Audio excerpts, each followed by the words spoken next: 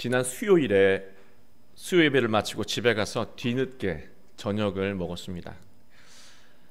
밥을 먹으면서 문득 이런 생각이 들더라고요. 내 뱃속은 왜 이렇게 정직할까? 뱃속의 결핍의 신호를 정확하게 보내는구나 싶었습니다. 사실 수요 말씀을 전하면서 인생의 결핍, 그 모자람에 대해 강한 물음이 생겼습니다. 저는 저녁을 먹으면서 이런 생각을 또 했습니다. 만약 사람이 배고픔을 전혀 느낄 수 없다면 그런 일은 없겠지만, 전혀 배고픔을 느낄 수 없다면 우리가 제때 밥을 찾아 먹을까라는 질문을 해보았습니다.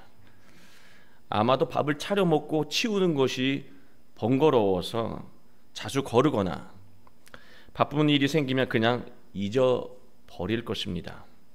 그러다가 위태로운 영양 결핍의 상태에 놓이게 되겠죠. 배고픔이라고 하는 것은 하나님이 사람을 살리기 위해 만드신 최선의 장치라는 생각이 들었습니다. 우리가 배고픔을 느끼는 것, 뱃속의 결핍을 느끼는 것은 바로 하나님의 은혜라는 생각이 들었습니다. 그러나 며칠 후에 우연히 TV를 보면서 그것도 아니라는 생각도 또 들더라고요. 무슨 일이냐면, TV에 이 다이어트를 성공한 사람들이 나와서 이야기를 하는데, 이 출연한 사람들 모두가 이렇게 몸이 커진 이유가 스트레스를 느낄 때마다 먹는 것으로 풀었다는 것입니다. 이들은 모두 정신적인 결핍을 느낀 것이었는데 본인은 정작 뱃속의 결핍으로 느껴왔다는 것입니다. 이 철학자 김용규가 쓴 백만장자의 마지막 질문이라는 책이 있습니다. 이름을 대면 여러분이 다 아실 만한 그 대기업의 재벌 총수가 죽음을 앞두고 다급하게 신부님에게 24가지 질문을 한 내용을 토대로 쓰여진 글입니다. 이 질문에 대한 답을 정리한 이 책인데요, 그 내용을 보면은요, 이런 질문이었습니다. 24개 다 할 수는 없고, 하나님이 정말 세상에 계시는가? 라는 것과, 또 하나님이 이렇게 계신데 어떻게 세상에 일어나고 있는 이 현상들을 보면 부조리한 것들 투성이냐는 거예요. 그런 수많은 질문들을 던집니다. 그리고 무엇보다 빠뜨릴 수 없는 질문이 있죠. 부자가 천국에 들어가는 것을 낙타가 바늘귀에 들어가는 것처럼 어렵다고 비유하셨는데 정말로 부자가 악인입니까? 라고 하는 질문도 있었습니다. 저는 이 책을 읽는 동안 이 질문을 철학자가 대답해주는 그 답보다 더 궁금한 것이 있었습니다. 세상 사람이 모두 부러워하는 최상의 극점에 살아가는 사람이 죽음 앞에서 왜 그렇게 다급함을 느꼈던 것일까 하는 것이었습니다. 평생 돈을 통해서 차별적인 예우를 받아온 사람이라면 죽음 앞에서 만인이 평등하다라고 하는 이 진리조차 받아들이기 어려운 평등이 아니었을까? 늘 이 재물을 통해서 차별적인 예우에 익숙하잖아요. 평등한 게 어색해요. 그러나 이 죽음은 누구나 거스릴 수 없는 만인에게 평등한 과정 아닙니까? 이 평등이 받아들이기가 어렵다는 거예요. 그리고 세상을 다 가진 것 같아도 아직도 세상에는 자신이 갖지 못한 중요한 깨달음이 있다는 것, 그리고 그것을 얻지 못하고 죽는 것이 두렵지 않았을까 하는 생각이 저에게 들었습니다. 재벌 총수는 죽을 때가 돼서야 자신이 영적으로 결핍이 있는 사람이었다는 것을 느낀 것입니다. 여러분 인터넷 찾아보시면은 이런 말이 많이 돌아요. 결핍이 성공을 만든다. 사람이 결핍을 느껴야 채우기 위해서 노력을 하고, 노력하면서 사람은 발전하게 된다는 논리입니다. 참 공감되는 말입니다. 그러나 우리가 지금 느끼고 있는 이 결핍의 발원지를 정확하게 분별할 수 있느냐는 것입니다. 정신적인 결핍을 뱃속의 결핍이라고 여긴 그 사람들 이야기를 앞에서 말씀드렸지 않습니까? 정말 지금 내가 느끼는 이 결핍의 근원지, 발원지가 무엇인지 정확하게 분별할 수 있느냐는 거예요. 여러분, 시간이 되면 무조건 여행을 하는 분들이 있습니다. 제 주변에도 그런 친구들이 많이 있는데요. 물어보면 여행하면 자유롭고 행복하다는 거예요. 그러나 실제로는요, 일상에서 심각한 결핍을 느끼고 있는 것입니다. 일상의 결핍을 정면으로 해결하기보다는 여행을 통해서 잠시 있는 방법을 선택하는 것이죠. 그리고 정작 본인은 여행이 필요한 사람이라고 착각하는 것입니다. 일상의 결핍을 피하지 않고 채우는 노력이 필요한 것입니다. 그러면 일상에 보다 충실하게 되고요, 일상에 충실하게 되면 질이 높은 인생을 살게 된다는 말씀입니다. 또 직장에서 빨리 벗어나고 또 다른 일을 하고 싶은 사람들이 있어요. 직장에서 빨리 벗어나서 다른 일을 막 하고 싶은 그런 것도 이와 비슷합니다. 자신의 일 외에 다른 일이 많이 필요한 사람이라서 그런 것이 아니에요. 이것은 직장 생활의 결핍에서 생긴 일입니다. 빠른 퇴근이 해결책이 아니라는 말이에요. 직장 생활을 행복하게 할 수 있도록 환경을 만드는 것이 더 필요하다는 거예요. 직장을 벗어나는 것, 그래서 다른 일을 하는 것이 그의 결핍을 채우는 것이 아니고, 실제적인 이 직장 생활을 행복하게 할 수 있는 환경을 만드는 것, 그게 더 중요하다는 말씀입니다. 사람을 만나는 약속을 계속해서 잡는 사람들도 있죠. 사람에 대한 결핍 때문일까요? 사람을 너무 사랑해서? 이것은 자기 결핍의 문제입니다. 조용히 자신을 성찰할 끈기와 용기가 없는 거예요. 여러분, 홀로 앉아서 자기 자신, 자기 내면, 자기의 삶을 객관적으로 성찰하는 과정은 굉장한 끈기가 요하는 작업이고요, 굉장히 힘들고 어려운 작업이에요. 그것을 하기보다는 타인과의 만남을 통해서 공허한 자아를 잊고 싶은 것이죠. 이런 경우 오히려 만남을 줄이고 자신만의 시간을 가져야 하는 것입니다. 목사로서 조언을 드리면 기도의 결핍을 느끼고 있는 거예요. 사람을 만나야 되는 그 결핍이 아니고요, 기도의 결핍, 나 자신을 돌아보는 기도의 결핍이 필요한 상황이라고 하는 말씀입니다. 재물에 대한 결핍을 강하게 느낀다면 이것은 재물이 정말로 결핍된 게 아니고요, 인생에 대한, 자기 미래에 대한 믿음이 결핍된 거예요. 믿음이 결핍되고 그 자리에 대신 두려움이 가득 찬 겁니다. 그래서 나를 가장 안전하게 보호해 줄 것들, 곰곰이 따져보니 재물인 것이죠.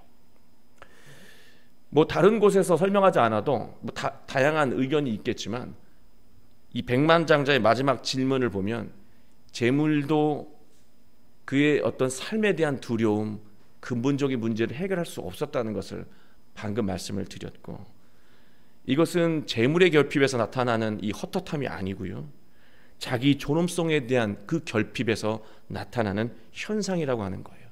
내가 얼마나 존귀한 존재인지를 잊고 사는 거죠.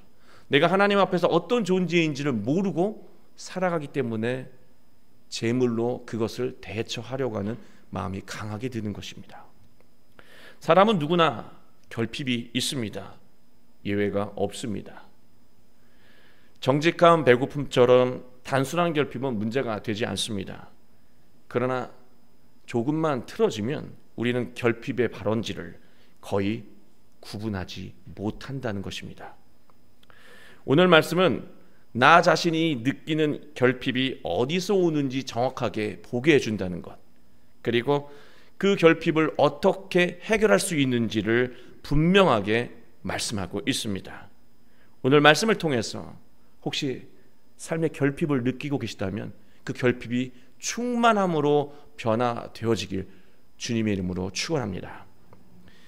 본문의 주인공 여러분이 잘 아시는 이 자카리오스, 삭개오입니다. 삭개오에 대해서 우리는 이렇게 이해하고 있습니다. 삭개오는 세리장이었고 부자였습니다. 다만 키가 너무 작아서 열등감이 많았다고 우리는 생각합니다. 열등감이란 말은 있지도 않은데 이제 우리 그렇게 해석을 하죠. 그리고 이 세리라는 직업 때문에 사람들의 이 눈총을 받고 죄인이라는 취급을 받아서 그 부담감, 그 열등감 때문에 사람들 사이에 쉽게 나가지 못하는 그런 자기 부끄러움이 강한 인물로 우리는 생각했습니다. 그러나 전혀 그런 인물이 아니라고 하는 사실입니다. 그 생각을 완전히 버리세요. 그런 인물 아니에요. 성경은요, 삭개오를 두 가지 관점으로 이렇게 설명하고 있습니다. 남들이 바라보는 삭개오, 2절 7절에서 나오고요. 자기 자신이 바라보는 삭개오, 나는 이렇게 나를 본다라고 하는 말은 있지는 않지만 이 누가라고 하는 저자가 삭개오 대신 그 마음이 되어서 그 마음, 아무도 모를 그 마음을 대신 대변해주는 표현이 3절에서 나옵니다. 그러면 이 두 가지 관점을 한번 우리가 분석을 해보면 삭개오가 어떤 인물인지 정확하게 알 수가 있습니다. 이 남들이 바라보는 삭개오를 먼저 보자면 삭개오는 여리고의 세리장이었습니다. 여러분, 로마는요 세 군데에서 세금을 거뒀거든요. 여리고, 가버나움, 가이사랴라는 지방에서 세금을 거뒀습니다. 모든 세금이 이 세 곳으로 모이는 거예요. 그 중에 하나가 여리고입니다. 거기서 일부 세리와 세리장들이 이문을 남기고요, 나머지는 모두 로마에다 갖다 바치는 겁니다.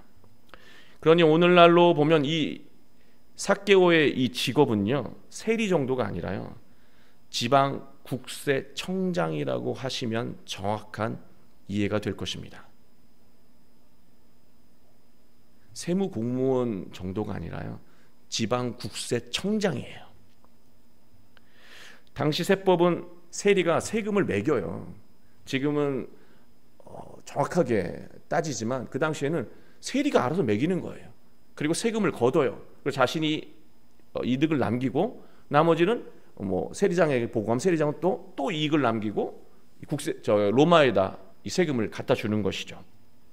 그러니 세금을 정하는 사람이 세리인이 백성들 입장에서 봤을 때 세리가 어떤 존재입니까? 무서운 존재예요. 무서운 존재예요. 세리하고 관계가 나쁘면 엄청난 세금을 내야 되는 상황이 될 수도 있었다는 것입니다.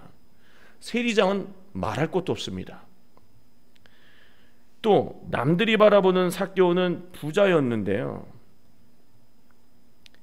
이 부자라고 하는 것은 필요한 것을 다 가지고 있는 사람을 의미하지 않습니까?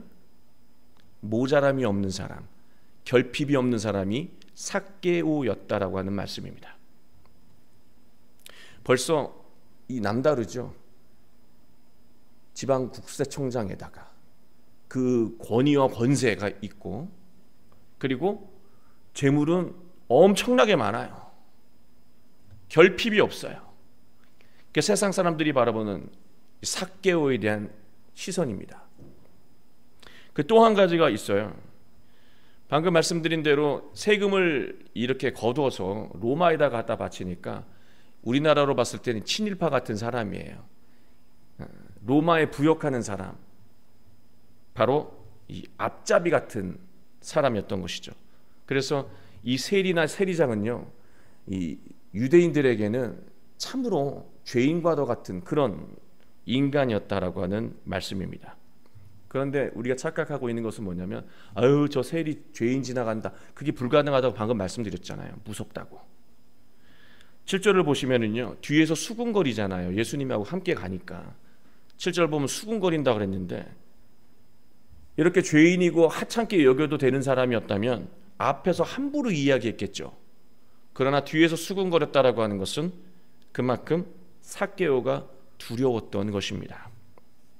자, 그렇다면 누가의 시선을 통해서 대신 이 삭개오 본인이 자신을 바라보는 그 시선이 어떤지를 한번 3절에서 보면은요, 간단합니다. 키가 작다. 키가 작다는 거예요. 이 키라고 하는 단어가 헬리키아라고 하는 단어인데요, 이 헬리키아라고 하는 단어를 찾아보면 가장 먼저 나오는 그 뜻이요, 키가 아니고요, 나이, 연령을 말합니다. 키는 나중에 나오는 의미예요. 그러니 가장 상식적인, 헬리키아 하면 나타나는 상식적인 의미가 나이, 연령 이렇게 보면 되는 거고요. 그러니 이게 작다고 하는 것은 나이가 어리다, 젊다, 뭐 이런 의미로 또 해석도 가능한 말씀입니다. 저는 이것을 보면서 키로 해석을 하든 또 아니면 나이로 해석하든 연령으로 해석하든, 삭개오가 작으면 얼마나 작았겠어요? 무슨 개미만 했겠습니까? 뭐 작으면 얼마나 작았겠어요? 얼만큼 작아야 열등감을 느끼는 키입니까? 이거는 적당한 해석이 아니에요. 정당한 해석이 아니에요. 그는 본인을 작다고 여겼고요, 본인이 아직 어리다고 여긴 거예요. 중요한 것은 자기 자신을 아직도 성장해야 되는 미숙한 존재로 여긴 자가 삭개오였다는 말씀입니다. 삭개오가 자기 외모를 비하해서 숨어 살았다라고 하는 의미가 아니에요. 이거는 영적인 차원의 말씀이었습니다.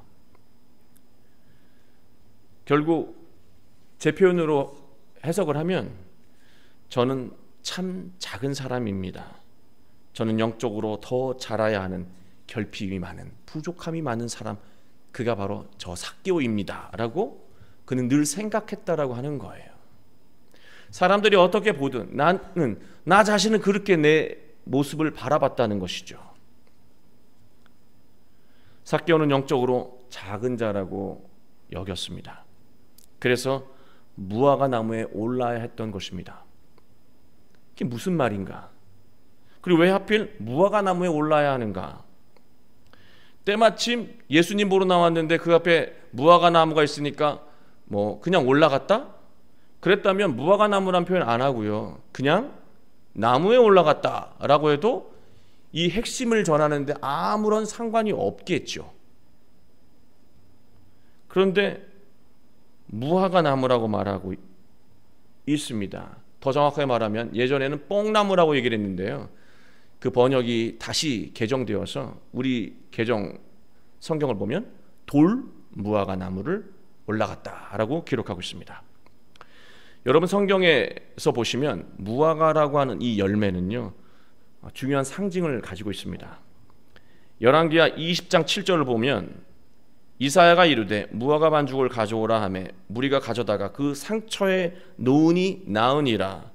이 무화과 열매가 회복의 약으로 쓰이고 있습니다. 사무엘상 30장 12절 보면 다윗이 한 말인데요, 그에게 무화과 뭉치에서 뗀 덩이 하나와 건포도 2송이를 주었으니 그가 밤낮 사흘 동안 떡도 먹지 아니하였고 물도 마시지 못하였음이니라. 그가 먹고 그렇게 헐벗고 힘들었는데, 굶주렸는데 그것을 먹고, 대체 무화과가 무엇이기에 그 무화과를 먹고 정신을 차렸다. 몸이 회복됐다라고 할 수도 있겠지만 영적으로 회복됐다라고 하는 것이죠. 정신을 차렸다. 생명의 양식, 영적인 양식을 비유하고 있습니다. 구약의 무화과는 여러 의미가 또 있겠죠. 그러나 특별히 영적인 양식, 영적인 치료제가 바로 무화과 열매였습니다. 그러니 영적인 양식과 영적인 치료가 이루어지는 그 열매가 어디에서 나옵니까? 하나님의 말씀에서 나오잖아요. 그 열매는 어디서 나와요? 하나님의 말씀이에요. 그러면 올바른 무화과 나무가 열리는 이 나무는 하나님의 말씀이고 하나님의 율법인 것입니다. 오늘 말씀에 나오는 무화과 나무는 그런데 그냥 무화과, 건강한 무화과 나무가 아니라, 이 건강한 무화과는 휘콘이라고 하는 그 단어가 따로 있습니다. 헬라어가. 그러나 돌무화과는요, 휘코모라이아라고 다른 단어예요.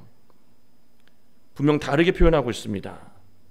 돌무화과 나무는 여러분이 예상하는 대로 열매가 맺혀도 먹을 수가 없는 열매, 그게 바로 돌무화과 나무예요. 열리는 족족 먹을 수가 없는 나무예요. 삭개오가 돌 무화과 나무에 올라가서 예수님을 기다렸다라고 하는 말씀은요, 삭개오 헛헛한 사람이었거든요. 영적으로 작고 공허하고 여전히 자라야 되는데 왠지 이게 되지가 않아요. 열심히 살아요. 율법으로 살아요. 그러나 마음의 이 결핍이 해결되지가 않는다는 것이죠. 올바른 회복과 채움의 열매가 맺히지 않는 율법주의라고 하는 나무 위에서 자신의 채워지지 않는 영적인 결핍을 채우며 또 애쓰며 예수님의 기다리고 있었다라고 하는 말씀입니다. 한마디로 삭개오의 이 상태는요, 삶의 헛헛함, 삶의 결핍을 느끼고 있는데 그 결핍의 근원지가 정확하게 어디인지 알지 못하고 엉뚱한 곳에서 결핍을 채우려고 하고 있다는 것입니다. 우리 아닙니까? 우리 자신 아니에요? 삶이 헛헛해. 그래서 여행도 해보고 저것도 해보고 이것도 해보고 수만 가지를 하는데 여전히 몸만 피곤하고 마음, 삶은 헛헛하고 공허하고 결핍을 느낍니다. 삭개오는 인생의 결핍을 느낄 때마다 결핍의 원인이 내가 율법에 집중하지 못했기 때문에 나타나는 현상이야 하면서 더더욱 최선을 다해서 율법주의로 살아간 거예요. 인생의 결핍을 해결하기 위해서 노력하면 노력할수록 오히려 결핍이 더 심각해지는 악순환이 반복된 것입니다. 우리는 모두 인생의 결핍 때문에 신앙생활을 하고 있는 사람들입니다. 다행히 율법주의가 아니라 생명의 복음으로 신앙생활을 하고 있지요. 삭개오보다 나은 것이죠. 그런데 이상한 게요, 삭개오와 같은 결핍이 우리의 일상 가운데 그대로 일어나고 있다는 것입니다. 왜 이런 일이 일어나는 것일까요? 우리는 율법주의가 아니라 예수 그리스도의 복음으로 살아가고 있는데 왜 삭개오처럼 인생의 헛헛함과 결핍을 느끼게 되는 것일까요? 3절을 보시면요, 삭개오가 어떤 마음으로 예수님을 기다렸는지 말하고 있습니다. 어떠한 사람인가 하여 보고자 하되, 삭개오가 예수께서 어떠한 사람인가 하여 보고자 하되,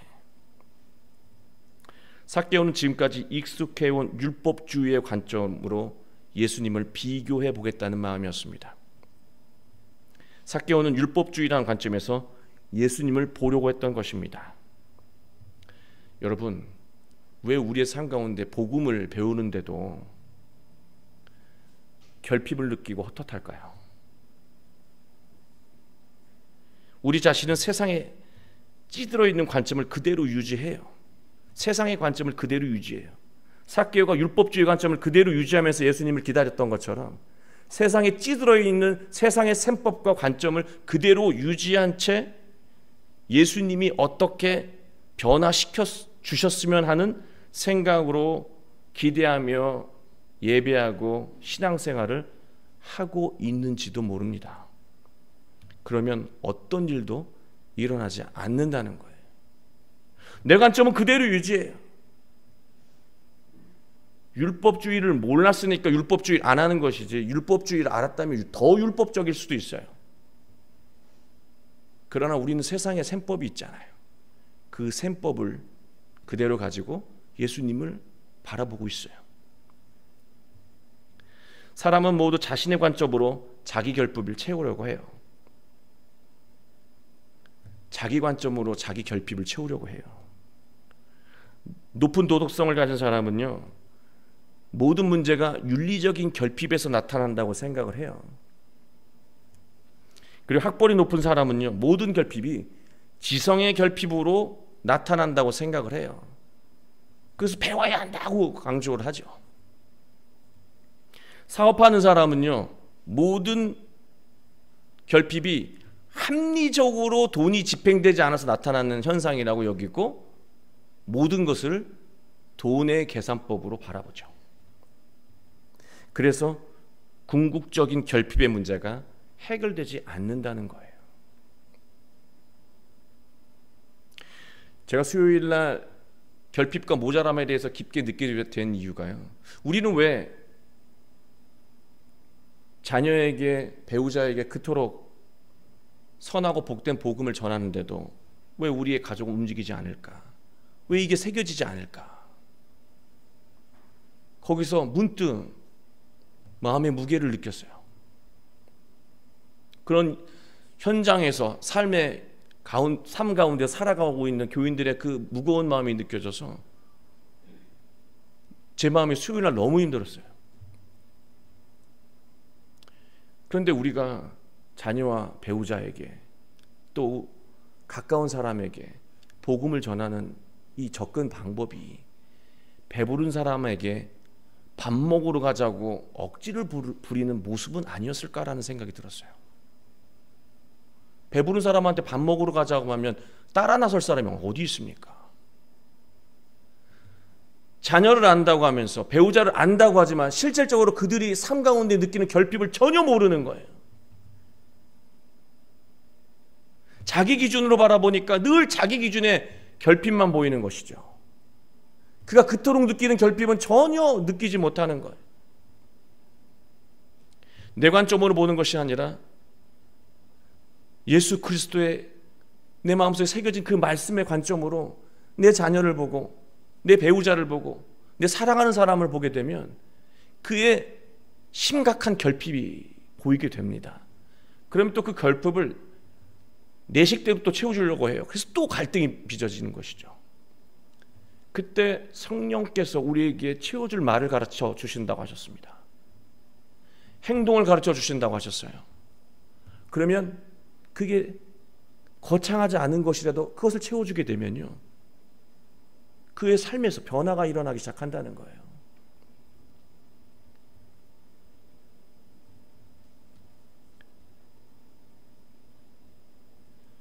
그 결핍이 아무리 노력해도 노력하면 노력할수록 결핍이 더 심각해지는 상황 속에 우리가 다 살아가고 있어요. 복음을 전하면 전할수록 가족하고 더 갈등이 심각해지는 상황 속에 살아가고 있다고요.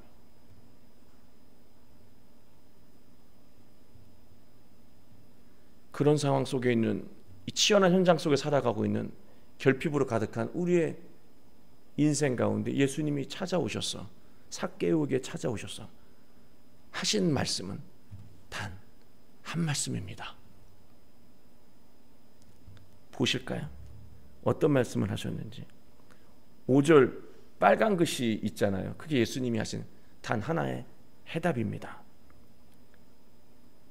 제가 함께 읽기 전에요, 제가 이 말씀을 전하고 싶었어요. 답은 이겁니다. 재벌 총수 할아버지. 책 학원이 필요한 게 아니고 바로 이게 필요해요. 우리 6절 5절 말씀을 예수님이 하신 말씀 빨간 부분만 읽겠습니다. 시작. 삭개오야 속히 내려오라. 내가 오늘 내 집에 유하여야겠다. 내려오라.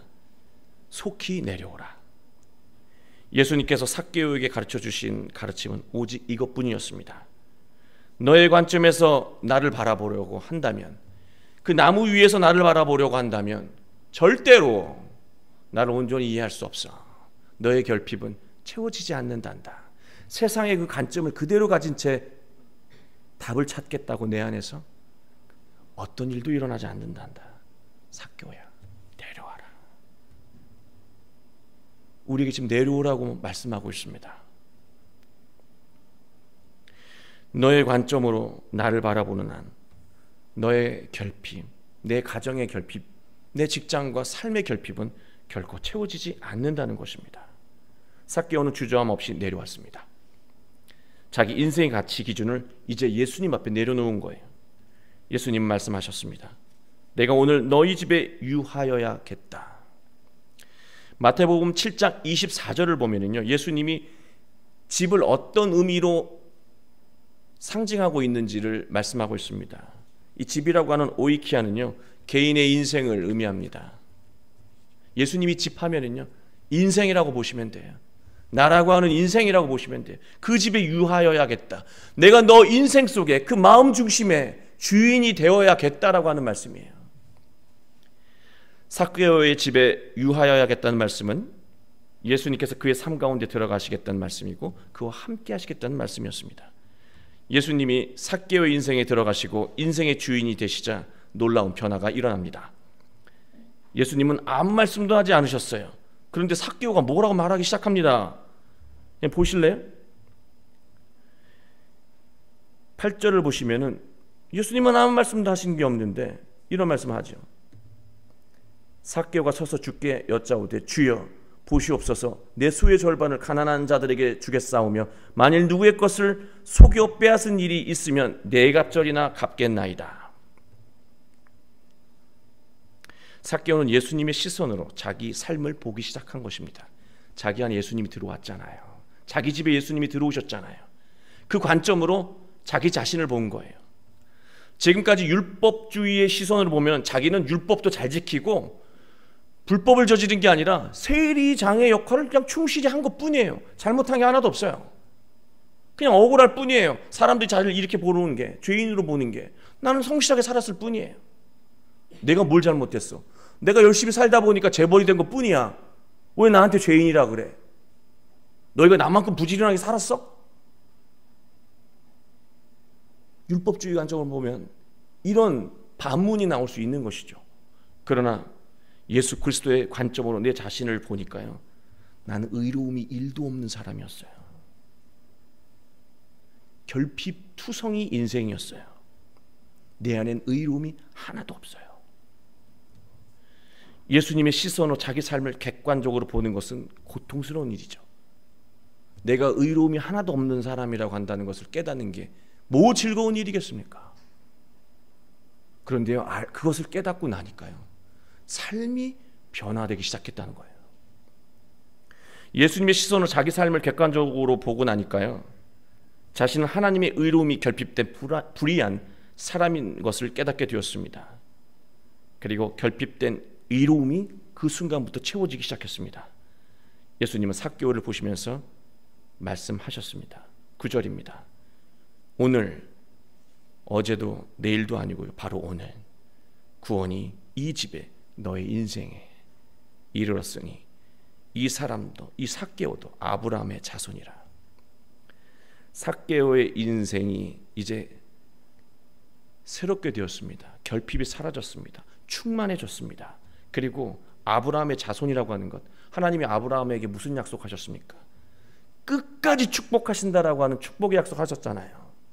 이제 그가 축복받는 인생을 살게 될 거야.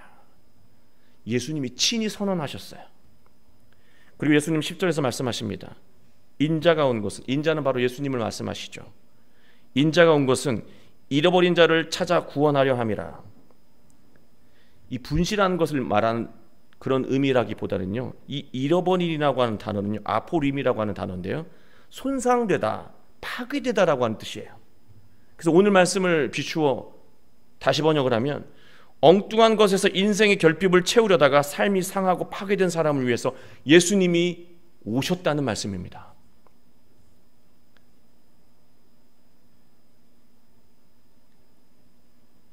우리의 결핍을 채워주시려고 십자가에 달리신 거예요. 우리는 모두 저마다 다른 결핍을 느끼며 살아가고 있습니다. 대신 채워줄 수가 없어요.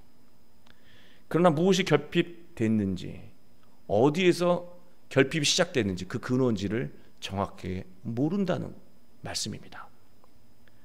그러나 힘들고 어려운 과정이지만 예수님의 말씀을 내 마음에 깊이 새기고 예수님의 시선으로 나 자신을 객관적으로 볼 수 있다면, 차분하게 예수님의 말씀으로 나를 돌아보는 시간을 기도하며 갖게 된다면, 우리는 나 자신의 결핍을 정확하게 볼 수 있고 해결할 수 있는 그 길이 열린다는 말씀입니다. 내 기준을 내려놓고 우리 안에 계신 성령이 인도하실 때마다, 정우가 이제 이렇게 살자, 아무개야 이제 이렇게 살자, 그렇게 말씀하실 때 여러 가지 이유를 대며 주저하는 것이 아니라 결단하고 살아간다면 결핍은 사라지고 인생은 기쁨으로 가득해질 것입니다. 예수님의 말씀과 결단으로 결핍이 사라지는 복된 한 주가 되시길 주 예수 그리스도의 이름으로 축원합니다. 기도하겠습니다. 아버지 하나님, 우리는 결핍이 가득한 인생을 살아가지만 엉뚱한 곳에서 결핍을 채우려다가 그 결핍이 더욱더 심각해지고 있음을 이제 깨달았습니다. 이 모든 것들이 헛수고였음을 깨달았습니다. 부자가 그렇게 인생을 성실하게 살았음에도 얻지 못했던 그 진리, 죽는 순간까지 깨닫지 못했던 예수 그리스도의 그 복음, 우리는 알았습니다. 그러나